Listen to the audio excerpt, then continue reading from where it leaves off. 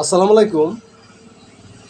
Israel যুদ্ধের কোনো নিয়ম মানে না এবং নৃশংসতার সর্বোচ্চ সীমা অতিক্রম করছে। ফিলিস্তিনিদের বাড়িঘর থেকে বাস্তুচ্যুত করছে।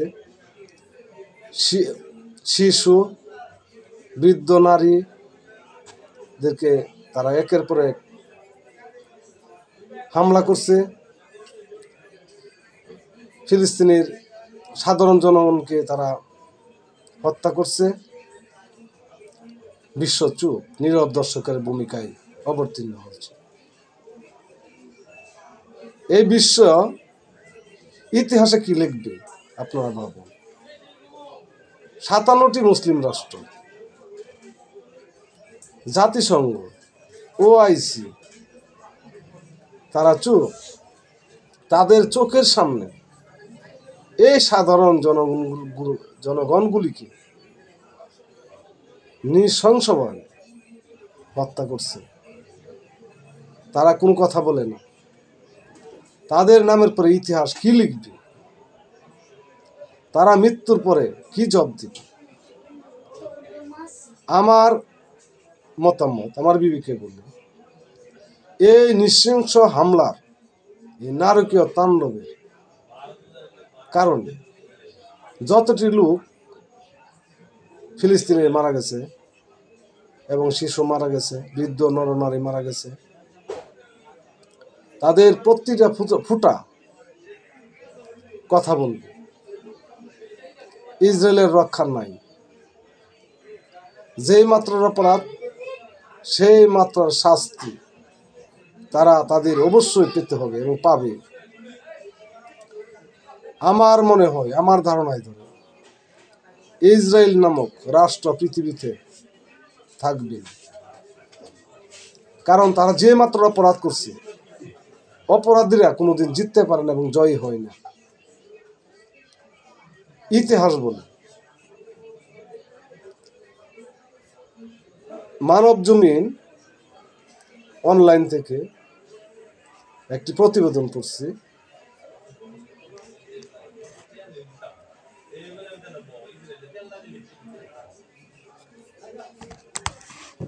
ইসরায়েল নৃশংসতার সর্বোচ্চ সীমা অতিক্রম করছে। কর্নেল ওডি।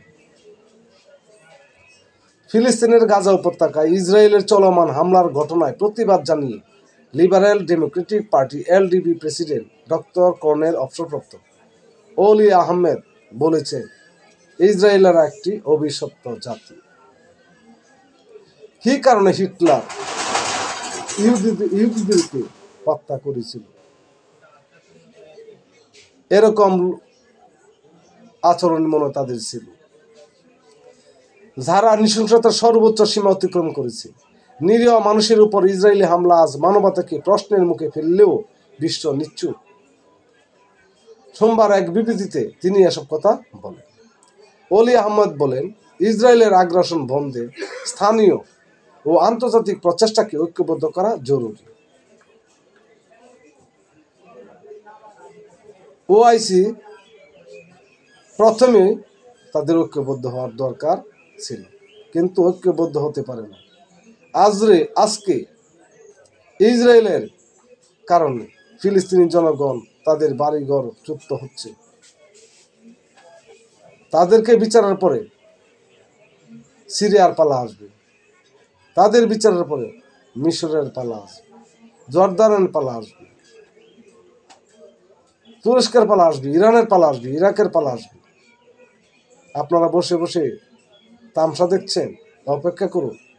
আপনাদের দরজায় এই আগ্রাসী বাহিনী ইসরায়েলিরা কড়া নাড়বে, আপনাদের মসনদ দোষে পড়বে।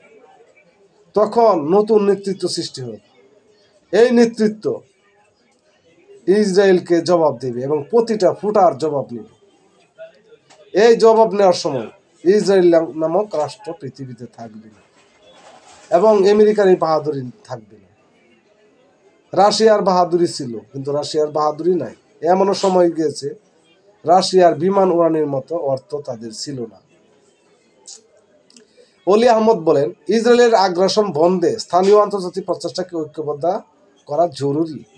আন্তর্জাতিক আইন ও ফিলিস্তিনিদের অধিকার লঙ্ঘনের জন্য ইসরায়েলকে বিচারের মুখোমুখি করতে এই সম্মিলিত প্রচেষ্টা গুরুত্বপূর্ণ। তিনি বলেন, গাজা থেকে ঘোষিত no work, no school until genocide stops এর ডাক শুধু একটি স্লোগান নয়, এটি মানবতার পক্ষ থেকে একটি চূড়ান্ত আহ্বান। ইসরায়েলের রক্তপিপাসু নীতির বিরুদ্ধে সোচ্চার হওয়া এখন শুধু মানবিক দায়িত্ব নয়, বরং এটি মুসলমান এবং মানুষ হিসেবে সকলের কর্তব্য। কর্নেল ওলি বলেন, গাজার স্বাস্থ্য মন্ত্রণালয়ের তথ্য অনুযায়ী 17 মাসের বেশি সময় ধরে চলা ইসরায়েলের হামলায় অন্তত 50,523 জন ফিলিস্তিনি নিহত হয়েছে। আর গাজার জনসংযোগ কার্যালয়ের হিসাবে নিহত ব্যক্তির সংখ্যা 61,700 জন। তাদের মধ্যে নিখোঁজ ফিলিস্তিনিরও রয়েছে। এখনো সময় আছে। মুসলিম বিশ্ব এখন অন্যায়ের বিরুদ্ধে রুখে দাঁড়ান, প্রতিবাদ করুন, অন্যায়কে থামিয়ে দিন।